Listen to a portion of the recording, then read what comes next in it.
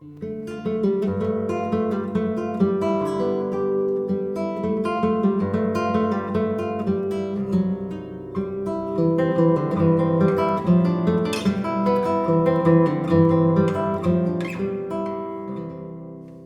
Mark Travis. Thanks for Hello, joining hello. us today. Thank you.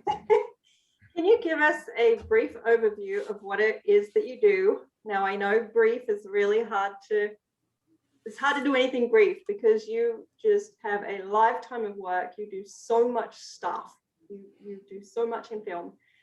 But if you can see if you can put it in a nutshell for anybody who is not familiar with your work, and then we can get into some fun details. Okay, a nutshell. First of all, Jodie, I want to thank you for inviting me to be part of this, and it's an honor to be here talking to whoever's out there listening. So I'm thrilled to be here, and I'm always happy to talk about the work I do. The nutshell of what I do is, you and I were talking about a little while ago, is I work a lot with directors, writers, and actors. I am a director, I am a writer, I am an actor. I've done all three, and I work in all three still.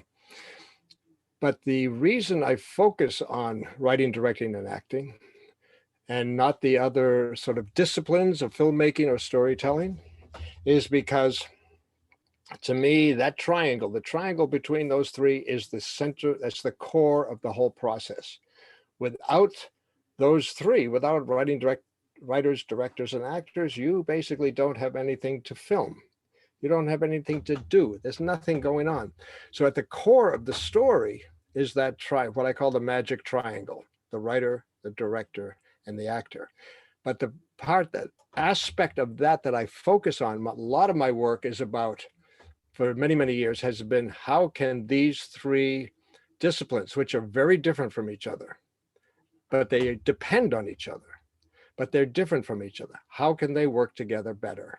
How can that collaboration be more productive, less conflict, fewer problems? I mean, just to throw out a couple of obvious ones, we know about writers who are not invited to be on the set when their film is being made. I was talking with a writer the other day who sold a script and wanted to be involved in the production, said to the producer, "Can I be involved?" He says, no, you'll see it when it opens.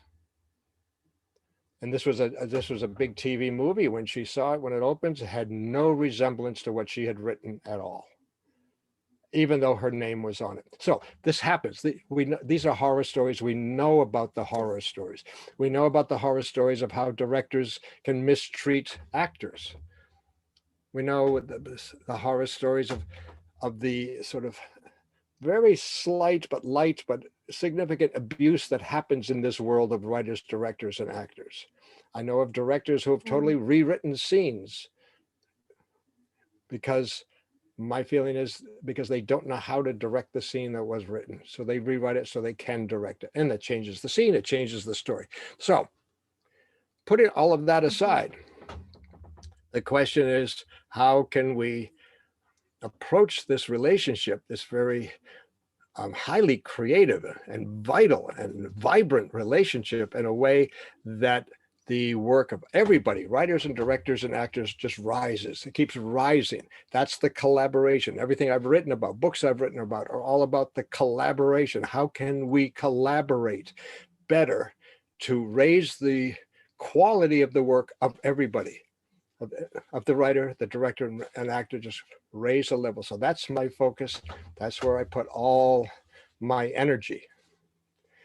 And this works for all budget ranges. And oh yeah, this works for an ultra low budget that you're, especially, I guess, perhaps even more important when you're on an ultra low budget that you're just financing with credit cards, and then a big old Hollywood production. It enhances the quality of the work. Well, yeah, because I mean, you could take a big Hollywood production and you could take that low budget film you're talking about on credit cards. They have something very, very important in common.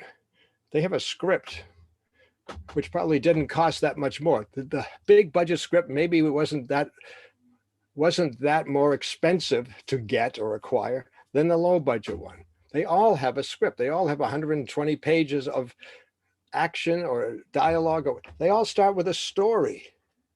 Everybody starts with a story. Now, if it's high budget, it just means it's going to cost more to make it, but it doesn't mean it's a better story That's at very all. true. So that relationship between writers and directors and actors is the same. It's the same challenges regardless of the size of the budget. Now, a bigger budget, when there are different bigger pressures maybe on the director, that has an effect, obviously.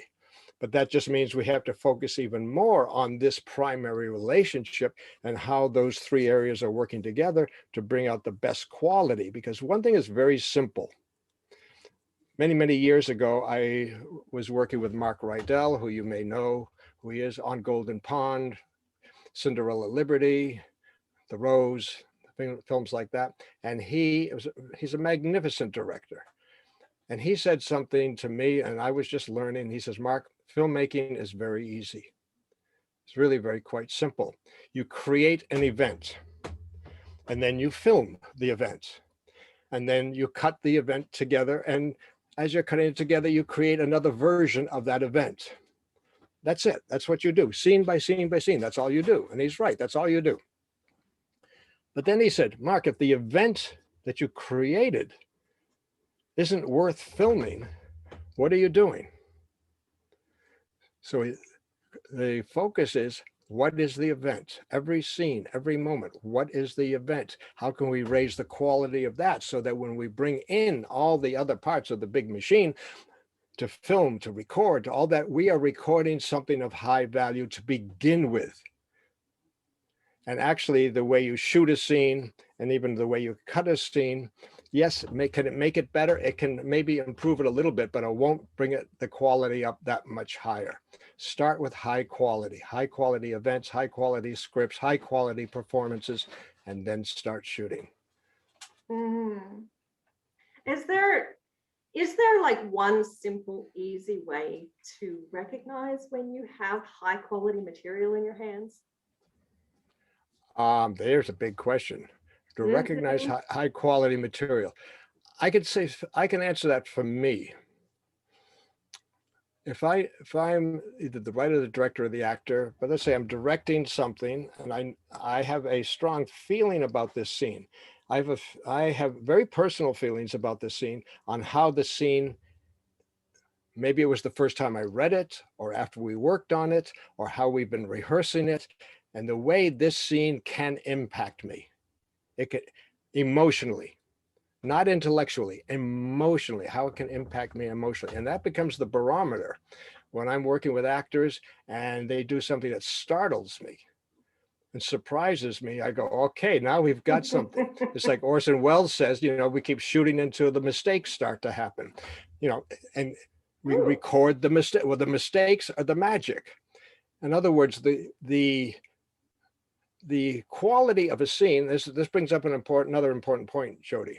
The quality of the scene is not an objective thing. If you're shooting a scene and the producer says, oh, that's great, let's just do it that way. Well, that's one opinion. That's not the opinion. Even my opinion is not the opinion. So there is no way to measure the quality of a scene, even while you're seeing it, even while you're cutting it together. The director's job is to use himself or herself as the barometer, not mentally, not like, this is beautiful, I love the way it works and that's what I want. It's how it affects you, which means that the director has to be vulnerable. Now, there are a lot of directors who don't like being vulnerable, but that's another issue. But the director has to be vulnerable actually to his or her own work and be naive to the work. In other words, can you put aside your sense of knowing what you want, that sense of superiority? I know exactly what I want. And I've seen directors, I've worked with several directors, and I've watched them. They say, yeah, I got exactly what I want. And they cut it together and they go, no, that's exactly what I want. And I go, okay, good. And then we look at it with an audience and it doesn't work. It's not resonating at all. They're exactly what I want had to do with, that's the way I wanted it to look. That's the line reading I wanted. In other words, now here's the big issue, Jodie, control. If you look at the triangle, writers, directors, and actors. And I'll make this simple. A writer writes a script, and once he or she finishes that script, or the script is moving on out of their hands into the hands of others, like directors and actors, that writer, and this is not a criticism, this is just a reality, has a sense of how that script can work, how he wants it to work, or she wants it to work. They can feel it, and that's great. They should. But by the time it comes to like me as the director, by the time I'm starting to work on it, now I have a sense of how I want it to work based on my response to the material, the characters, the scenes, etc. And I have a sense which has to do with me. Then it goes on to the actor, and the actor with that one character, now they have a sense of how they want that to work. Now the question is, who's right? Who is right? Now, if you get down to characters who are at the center of your story, your whole story is only about characters, unless you're going to make something where you're blowing up the world or something like that. Even the Titanic is not about the sinking of the ship, it's about the characters. The center of your story is characters. That's what the audience comes to see. They don't come to see your directing, your writing, or your acting. They come to see the characters. They want to get involved with the characters. So you get back to that triangle of control, writers, directors, and actors. Oh no, that's perfect. That's your way it should be. Then you throw in a producer just to make things even messier, who thinks he knows or she knows how it should be. And I can tell you right now, they're all wrong. Everybody is wrong, because everybody is thinking, I know what's going to work. I know the best way to play that character, that moment, that scene. And the only person who really knows the truth or the authenticity of that character at that moment is the character, not the actor, not the actor, not the writer who wrote the character, not the director who worked so hard directing that scene. If we are all willing to give up control and all of us, and relinquish control to the characters, then the magic happens. So what you're talking about is when we're able to, as an audience, emotionally connect to the humanness and the authenticity of the character, that's when we really feel the story come out.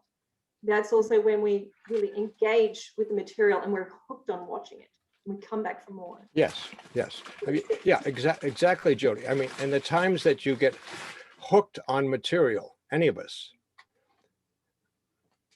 and I love this part of the discussion because I would like to discuss this with everybody who's listening to this. Yeah. But I'll just tell you from myself, the times I get hooked on the material, I mean, watching a film, doesn't matter what the film is, doesn't matter who the actors are.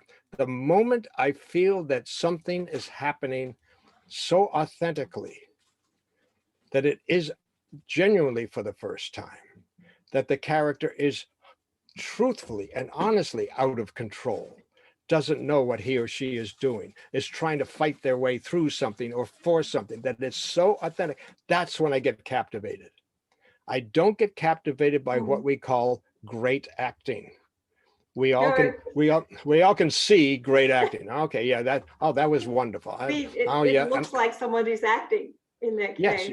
Yes, when we're so engaged, with the emotional connection, we forget that we're watching a story. We feel like we're inside of the story, and it's also happening to us. Exactly. Yeah, and the audience is sophisticated enough, very sophisticated enough to recognize, just putting story things aside, just about characters, they recognize acting immediately. And many times they cheer, or they're very thrilled when an actor does what they expect them to do because they did it in that other film. I want to see Jim Carrey do the stuff he does. Oh, that's great. Well, that's now you have come to see this film to see a performance, not to see a story. You've come to see a performance. And a lot of people like that, and they'll pay a lot of money to see that. A lot of people will pay a lot of money to see great action, adventure, and special effects. That doesn't interest me unless there's a good story at the center of it.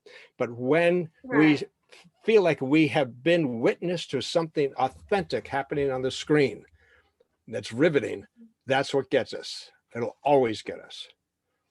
And so this is all part of marketing. You know, if we even if we buy a ticket because we want to see our favorite actor do a performance that we're expecting a certain standard of work, Mm-hmm. we still want to be lost in that story and just completely Mm-hmm. get engaged with it. Anyway. Yeah. Yeah. So here's a really good question. This is a huge point of anxiety for writers and for directors.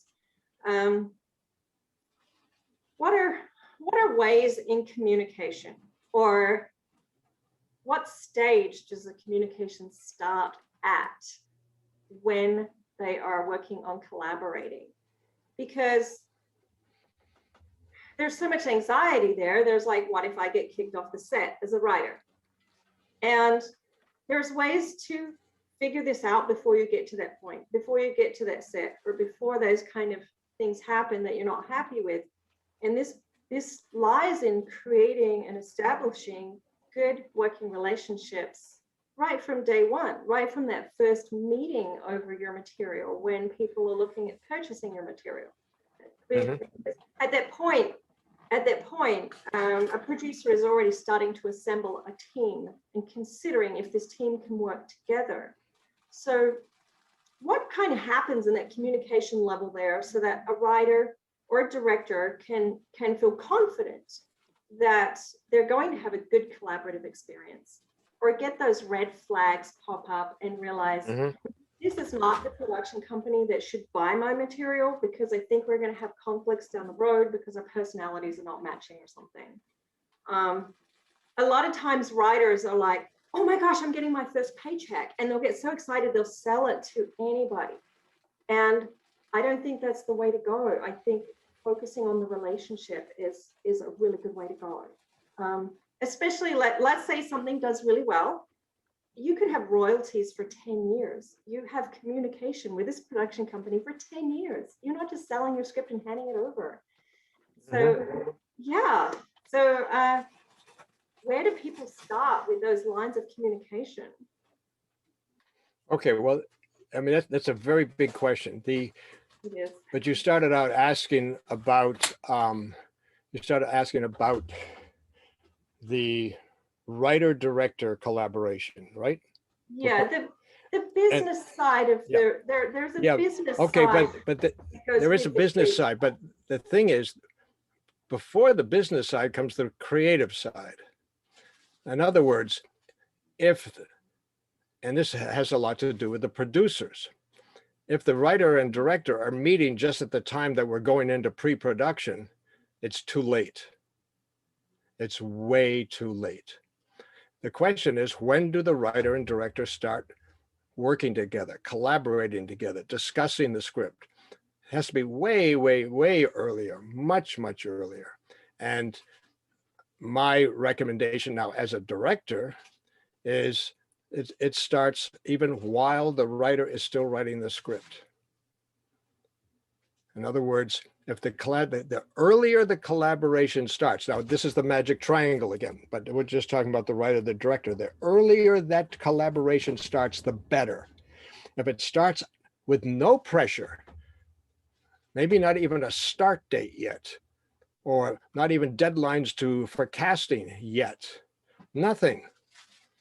Just meeting and talking and working on the story and how are we going to bring the story to life and what kind of characters are we looking for. That kind of discussion between the writer and the director is vital. It's ridiculous for me to think that the director is brought in, or the writer director are brought together, let's put it that way, so late in the process, or not at all. It makes no sense to me. But then the question is, now this is going to sound strange, when do you bring the actors in? Now, but you're probably thinking, well, when you start casting, and I will tell you, I'm not thinking about those actors. I'm not talking about the actors you're going to cast. My question is, when do you bring in actors?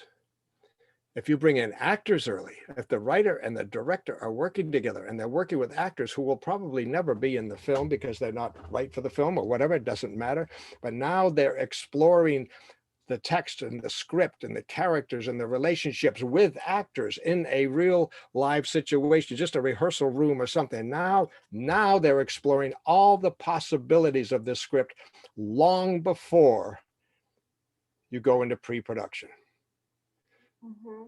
When I work with a lot of directors, and I get a lot of calls with different schedules. Some directors, they say, I'm starting production in 6 weeks. Can you help me? And I go, no, probably not. Probably not. They said, well, I got 6 weeks. I said, well, you're late. You're about 3 months late.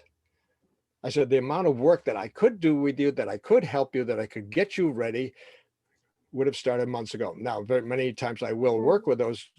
I will work with those directors. I will help them as much as I can. But I take the directors through a whole process of script analysis, breakdown. This is not script consultation. Is the script any good? Many directors do not understand the strengths and weaknesses of the script they had, that they're going, especially if they've written it themselves. They don't see it, but I can take them through a process where we work together and we explore it, take it apart and look at it. And afterwards they go, oh, I have a problem. I say, yes, you do. I can see the problem that they can't see. And there's a good reason why I can and other people can too, and they can't. But if you start that process much, much earlier, and then there's a big part of the process I've done with many directors, which is really powerful, is we go through what's called a workshopping process that can take months, can take a month or two, where we actually, once we are really, really confident that the script is probably as strong as we can make it, we bring in actors and we work on every single scene in the movie with actors. We rehearse with the actors. We get the actors' feedback. We explore every scene. We stage every scene. We photograph, and I just say photograph with the video. It's like a surveillance camera, every rehearsal. So the director has a record of what exactly we did. We go through trial and error. We try it this way, try it that way, even change locations, everything we can think of. Every mistake you could make in working with the script and with actors, we make in the workshopping process. So what this ultimately does, apart from truly understanding the material and embodying it on an organic level, it reduces the shooting time. Everybody knows what they're doing, and you're in and you're out. And reducing shooting time, even a day, you're reducing your budget, which increases your profit line. You also increase your profit line by having better material, right? If it's more engaging, you're going to sell it better. Exactly. And this what you're talking about. It makes the production more affordable, but it's even more crucial to do with independent filmmakers at the low budget level. So you're talking about having a strategy for a story before it's really written. So how about in a situation, let's say a director comes across a spec script, or a producer comes across a spec script and they love it as it is, and then they start that collaboration. What can they do at that point? It's still the same process? Yeah, same process.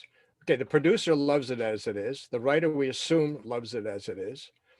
And let's assume everybody, let's say the director is brought in, loves it as it is. Same process, because it can always be better. It can always be better.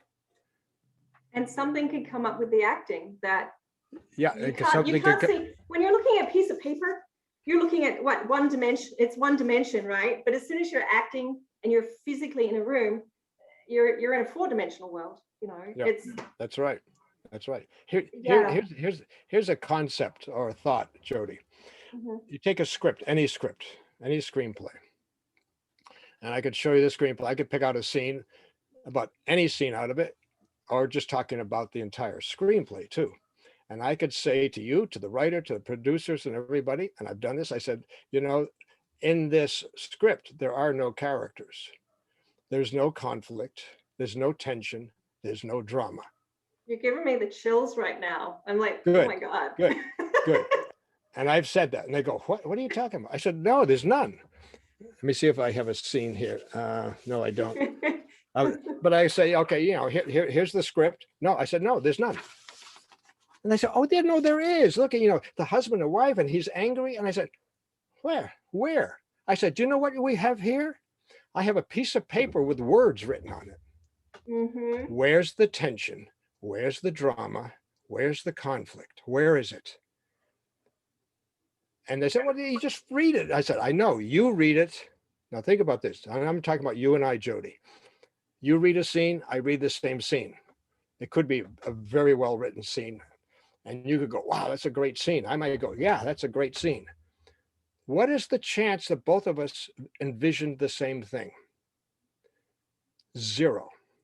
Because the drama comes in a scene, and this is true for novels and not just screenplays, novels, plays, from our projection. We project ourselves into those characters as we're reading them. As you're reading a scene, you in your mind are seeing or playing those characters. You're giving them voice. You're giving Based them on energy.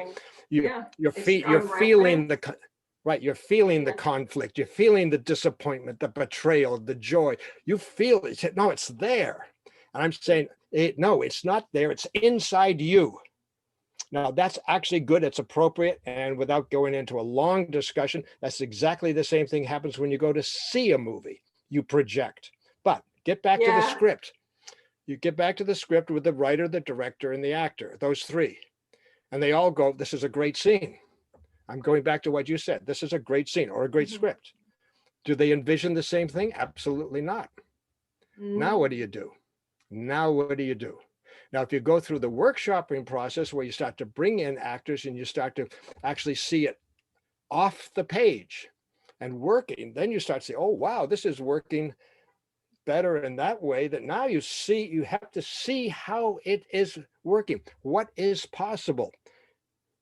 Rehearsal is a huge part of every production. Important. Although a lot of directors do not rehearse, and there's a good reason why. But rehearsal, but don't rehearse during production. Production is not the time to rehearse. No, it's impossible. There's too many other things going on. Well, yeah. There's a schedule. No, but besides that, think of production this way, Jodie. Production is not a time to rehearse. Production is the time to shoot and photograph what you have already discovered beforehand. You go into that day, the actors and everybody know exactly what you're doing because you have rehearsed it. You have explored it. You know what you're doing. You're not going in and say, oh, this is the scene. Okay, let's start rehearsing, and first of all, the whole crew will go, oh God, now we're going to rehearse. And they're going to try to find the scene, discover the scene. And I've done that. It's not a total disaster. It doesn't work. In other words, we have to get the quality of our projects up higher. We have to do a lot of work, not in pre-production and preparation, before pre-production.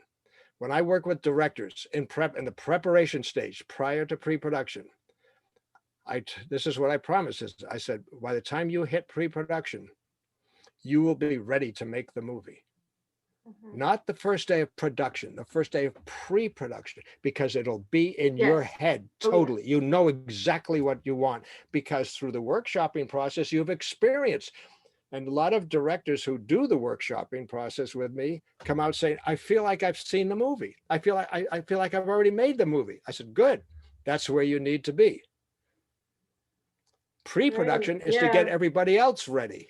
Production is the time to actually go through the recording process. So what kind of things can, for example, I'm going to use a writer as an example here, because as soon as you go into that stage where there's rehearsals and you're working with actors and you're trying to collaborate with your writer and with your director and your producers wanting to know what's going on and, everybody's working together. What can a writer do, or what kind of mindset can a writer have at that stage so that they don't feel like they're getting squeezed out of the project? Well, what can actors and a director do, and even a producer do, so that the writer doesn't feel that they're squeezed out of the project? Now, this is a question about ego and a question about emotions, because we get attacked with material. And then we see people doing stuff we don't really understand. So let's say they're playing with a scene and they do a bit of improv with it because they're trying to feel it. And a writer comes in the room and sees the improv, and the writer thinks, oh my God, they're destroying my material. But really, they might just be working with the character on the side, and they're not even going to touch that material. So yeah, what can a writer do so that they don't feel squashed out? And what can everybody else do to make sure that things really stay collaborative on that level? Okay. How much should they not be involved? Yeah, okay. A lot of that has to do with the producer and the director. I'll just focus on the director for the moment. The director with the writer, it depends on the director's attitude about the writer-director collaboration. If your attitude is you wrote a script, I'm going to direct it, you wrote it, I love the script, I love the characters and all of that, we're going to work together. We're going to work together all the way through the movie. I want you every day. I want you there in rehearsals. I want you on the set, because this is your story that we're bringing to life. Now you're bringing it to life through my work, but we're collaborating to the point where and this is how I would explain it to the writer. I said, when I'm working either in rehearsal or in production with the actors, and I'm getting very micro and I'm getting very deep into the characters, I need you there, sitting back, knowing what we have agreed on, knowing the story that we both have agreed that we're making, knowing everything we've talked about, this scene, this particular scene that we agreed, this scene is really what it's really about, and what we need, the essence of the scene, and what we need to achieve with this scene. If you're there listening, you allow me to go even deeper into the character, because I know you've got my back. And afterwards you can say, Mark, that's great, that's fine, but you know what we're losing? And I say, no, just tell me what we're losing.